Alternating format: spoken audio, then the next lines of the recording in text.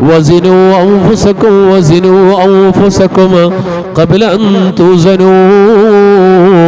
നിങ്ങളുടെ അമലുകളെ തൂക്കി നോക്കപ്പെടുന്ന ത്രാസിലേക്ക് വെക്കപ്പെടുന്നതിന് മുമ്പ് നിങ്ങൾ സ്വയമായി നിങ്ങളുടെ അമലുകളെ വെച്ചൊന്ന് തൂക്കി നോക്കണേ.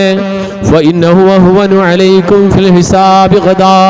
അത് നിങ്ങൾക്ക് ഏറ്റവും ഭാരമായി നാളെ ഹിസാബിന്റെ കോടതിയിൽ വരുമ്പോ അത് നിങ്ങൾക്ക് ഭാരമാണോ, നിങ്ങൾക്ക് ലഘൂകരിക്കപ്പെട്ടതാണോ, നിങ്ങൾക്ക് തന്നെ മനസ്സിലാക്കാൻ കഴിയണം. അൻതുഹാസബു അൻഫുസകും വതസയ്യനൂ ലിൽ അർളിൽ അക്ബർ.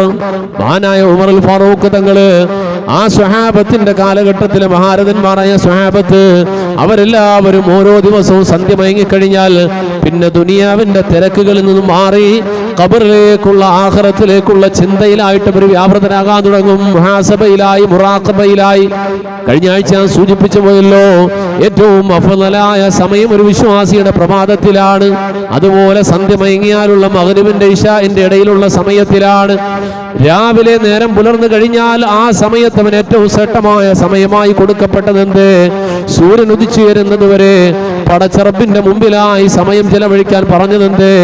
ദുനിയാവിലേക്ക് അവൻ ഇറങ്ങുകയാണ്. ആ സഞ്ചാരത്തിലെ ഓട്ടപ്പാച്ചിലിനിടയിൽ അള്ളാഹുവാണ് സൃഷ്ടാവെന്ന കാര്യം മറന്നു പോകരുത്. ദുനിയാവ് അസ്ബാബുകളുടെ ലോകം മാത്രമാണ്.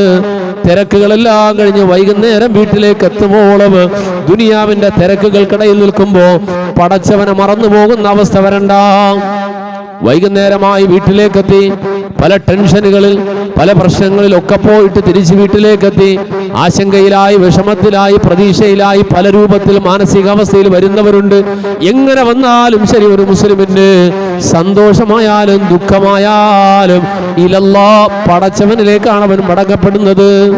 രണ്ടിനെയും പടച്ചവനെ തവക്കുലാക്കിക്കൊണ്ട് മഗ്രിബ് സമയം കഴിഞ്ഞാൽ പിന്നെ രാത്രി വരെയും പടച്ചവനിലേക്ക് അടുക്കാനുള്ള പരിശ്രമത്തിലാകണം. ദിക്റിന്റെ ദുആഇന്റെ തസ്ബീഹിന് വേണ്ടി സമയം കണ്ടെത്തുന്ന സമയമാകണം. പിന്നെ അവൻ ഉറക്കത്തിലേക്ക് പോകുന്നു. അതിന്റെ അവസാന പടിയാണ് ഹസിബൂ. നമ്മൾ സ്വയം ഒന്ന് വിചാരണ നടത്തി നോക്കുന്നു. ഇന്നെന്റെ നിസ്കാരം എങ്ങനെയായിരുന്നു? ജമാഅത്തോടെ നിർവഹിക്കാൻ കഴിഞ്ഞു? സമയത്തിലെത്താൻ കഴിഞ്ഞു? എനിക്ക് ആരെങ്കിലും ഒരാളെങ്കിലും കൂട്ടത്തിലൊന്ന് വിളിച്ചോണ്ട് വരാൻ കഴിഞ്ഞു? ഇങ്ങനെ ഓരോന്ന് നമ്മുടെ അന്നത്തെ ദിവസം ചെയ്ത നന്മകൾ, സംഭവിച്ചു പോയ വീഴ്ചകൾ ഓരോന്നോരോന്നായിട്ട് വിലയിരുത്തുന്നു.